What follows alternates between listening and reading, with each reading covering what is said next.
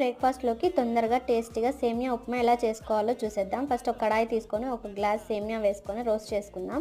ఇది ఇలా రోస్ట్ అవుతుండగా మనం తిరగబాతు పెట్టేసుకుందాం. ఒక గిన్నె తీసుకొని 2 టేబుల్ స్పూన్స్ ఆయిల్, ఆవాలు, శనగపప్పు, మినప్పప్పు, పల్లీలు వేసుకొని వేయించుకుందాం. అలాగే కరివేపాకు, పచ్చిమిర్చి, జీడిపప్పు, చిన్నగా కట్ చేసి పెట్టుకున్న ఆనియన్ కూడా వేసుకొని ఫ్రై చేసుకుందాం. తర్వాత మనకు టేస్ట్కి తగ్గట్టు సాల్ట్ వేసుకొని కలర్ చేంజ్ అయ్యేంత వరకు వేయించుకుందాం. తర్వాత ఒక గ్లాస్ సేమియాకి కరెక్ట్గా ఒక గ్లాస్ అయితే సరిపోతుంది వాటర్.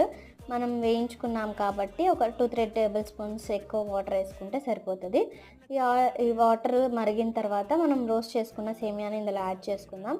సిమ్లో పెట్టేసుకొని ఇదంతా కలిపేసుకుంటూ ఒక 5 to 10 మినిట్స్ ఇలా కలిపేసుకొని ప్లేట్ పెట్టుకొని స్టవ్ ఆఫ్ చేసుకుంటే సేమియా ఉప్మా రెడీ అయిపోతుంది. దించేసుకొని సర్వ్ చేసుకోవడమే అండి. ఈ వీడియో కనుక మీకు నచ్చినట్లయితే please like, share and subscribe to our channel for more videos. Thanks.